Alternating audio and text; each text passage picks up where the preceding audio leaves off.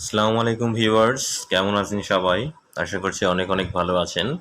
তো ভিউয়ার্স, আমি যখন কোনো ইংরেজি পত্রিকা পড়ি তখন আমি যখন কোনো ওয়ার্ড পারি না, তো সেটাতে শুধু ক্লিক করি। ক্লিক করলে সেটার ওয়ার্ড মিনিংটা অটোমেটিক চলে আসে। এটাতে আমার গুগল ট্রান্সলেটর ইউজ করতে হয় না বা আদার্স অন্য কোনো ঝামেলা করতে হয় না। অর্থাৎ মুহূর্তের মধ্যেই আমার মিনিংটা চলে আসে শুধুমাত্র ক্লিক করলে। দেখতে পাচ্ছেন আমি ওয়ার্ডের উপর ক্লিক করছি আর সেটা অটো ট্রান্সলেট হয়ে যাচ্ছে। তো এটা কিভাবে করতে হয় বিষয়টি আজকে আমি আপনাদের দেখাবো।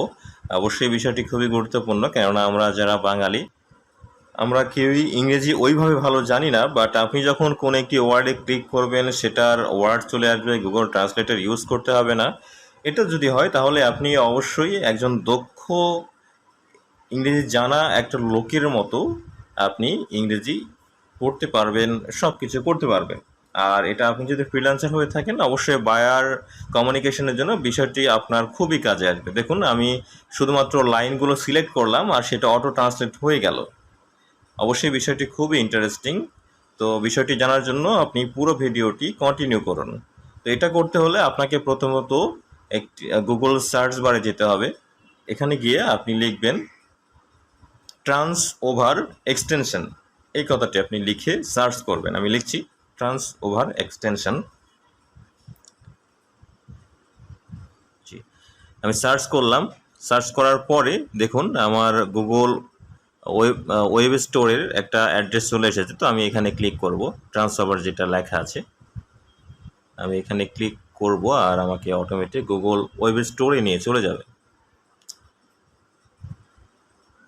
একটু লোড নিচ্ছে, এটা আপনার ইন্টারনেট স্পিডের উপর নির্ভর করবে সাধারণত। জি, আমি চলে এসেছি। এটা আমার অলরেডি ইনস্টল করা আছে, সুতরাং এটা আমার হচ্ছে গুগল ক্রোম থেকে সরান দেখাচ্ছে। আমি এটি সরিয়ে আপনাকে দেখাচ্ছি এটা আপনি কীভাবে অ্যাড করবেন। জি, এখন দেখুন এখানে আপনার অ্যাড টু ক্রোম লেখা থাকবে, তো আপনি এটা অ্যাড করে নেবেন।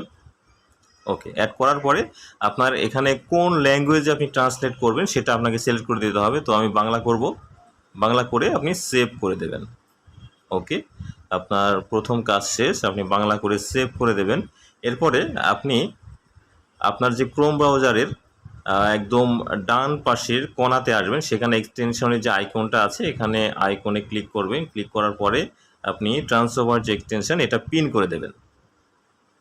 যে এটা আনপিন আছে, এখন আমি পিন করে দিলাম।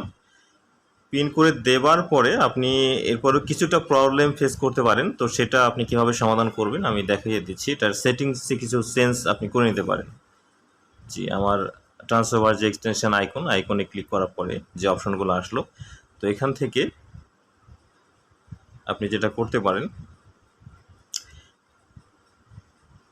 জি এখানে আপনার যে টিক মার্কগুলো অন করে দেবেন আপনি, এবং জি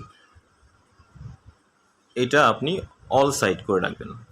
ওকে, আপনার কাজ শেষ, আর কোনো কিছু করতে হবে না। আপনি শুধুমাত্র এখন যে ওয়ার্ডটা আপনার জানা নেই মিনিং সেখানে ক্লিক করবেন আর সেটার মিনিং চলে আসবে। অথবা আপনি অনেকগুলো ওয়ার্ড একসাথে মার্ক করে ধরবেন আর সেটার ওয়ার্ড মিনিং চলে আসবে। আপনাকে আর কিছুই করতে হবে না।